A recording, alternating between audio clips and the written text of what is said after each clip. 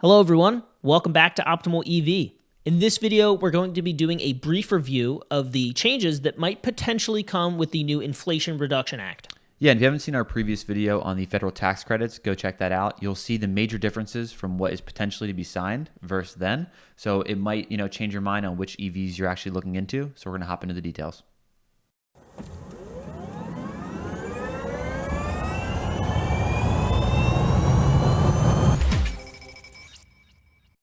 All right, so we would like to preface this video by saying that it is currently August 11th and the bill has not yet been signed, but once it is, these are the requirements that you'll have to follow, or manufacturers really will have to follow in order for you to get your discount. Yeah, so we're just going to start with some of the requirements. One of the most important ones is that the vehicle has to be assembled and built in the United States.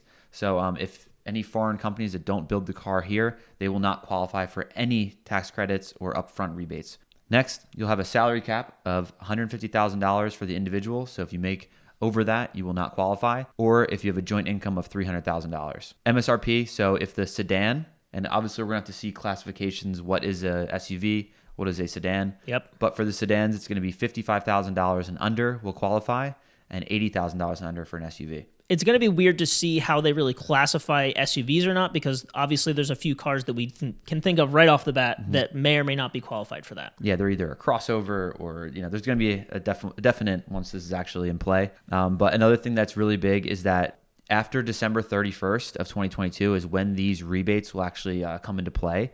And it's not going to be like a normal tax credit from before where you have to, you have the dealers telling you that go to your financial advisor, they'll figure it out for you. This is going to be a rebate off the top of the vehicle at the dealership. So you won't have to do as much legwork to figuring out, how you're going to get this credit.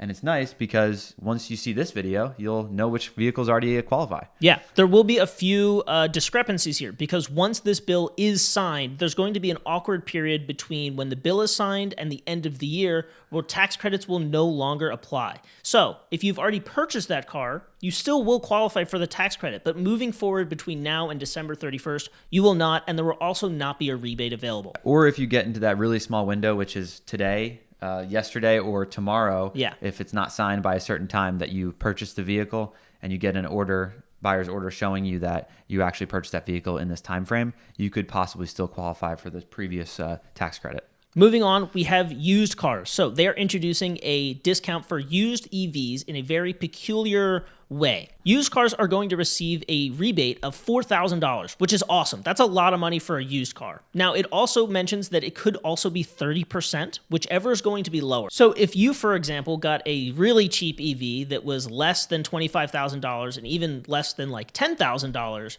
you'd be getting a huge amount of a discount for $4,000. So they're going to go with the lower amount, which is 30% of the base cost. So at an example of $10,000, you'd get $3,000 off instead of $4,000. Which is still substantial when buying that cheap of a car. I don't know any other EVs besides maybe a Nissan Leaf that would qualify, but in the future, once this is active for a while, it's definitely going to help out. Right. And we are going to mention in a little bit here why the Nissan Leaf, or maybe very specific ones, do qualify for this. Exactly. And just for the used cars is only for cars $25,000 and under. So just keep that in mind when looking at used vehicles.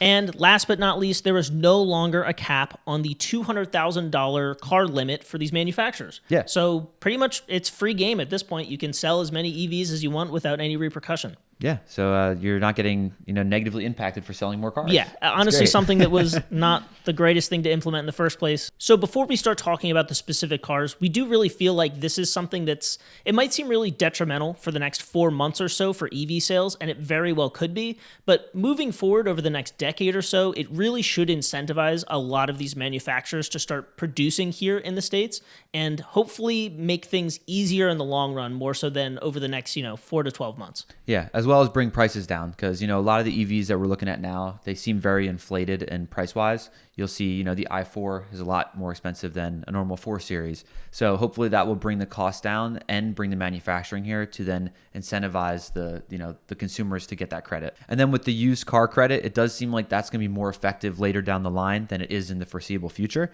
But eventually, I think that's going to make a big impact on buying, cheap electric vehicles for people who can't afford something that's, 60, 70 grand.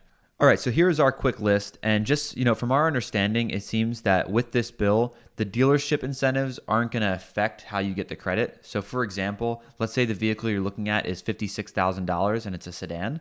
If the dealership takes $1,000 off, then you're still not going to qualify for the tax credit because the MSRP was $56,000. Just to make sure you know that before going into a dealer, that's the understanding we have as of now. Right. Again, I'm sure they're going to clarify a little more once things are active and we're a little bit more down the line. Right. It might give dealers a better advantage if they do clarify that it's the final price that you pay, not MSRP, but we don't have those details just yet. And one other big thing we noticed is that the Volkswagen ID4 and the Nissan Leaf are the only foreign brands that actually are manufacturing a electric vehicle in the United States that will qualify for the tax credit. So that's something that's nice to see. At least some are already there, and right. I'm sure we'll see a lot more to come. I find it very odd that they do this because we're going to have this issue at dealerships where certain models weren't made in Tennessee and others were.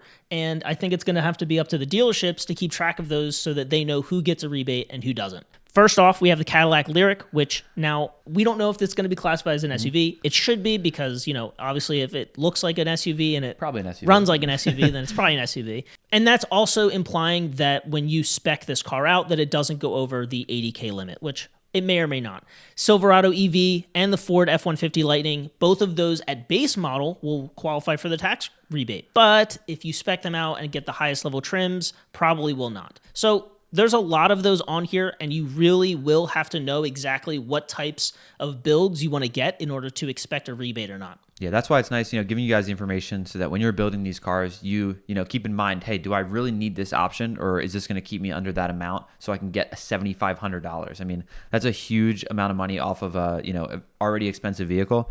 So it's definitely helpful to know what options you definitely need. Yeah, the most common example here is the Tesla Model 3. If you go with just the base Tesla Model 3, you'll qualify. But if you upgrade to that long range or you decide to throw in self-driving, there's no way that you're going to be able to get the tax rebate. Exactly. And we'll see if they maybe drop prices slightly just to let you get the tax credit, and then maybe you purchase the auto driving after the fact, which would be a nice little loophole to get around that. Yeah, that might be the way that other manufacturers have to do it too. Yep. All right, so that wraps up a quick summary of what this bill means if actually signed in. We're really interested to see where this actually goes in the future and how this will either progress or, make EV sales worse when it comes to, foreign brands versus domestic brands. So I'm definitely intrigued, and just like the last federal tax credit that came out, there's a lot of stipulations and little things that can change how much you're getting. I think the next few months are probably going to be really weird for EV car sales.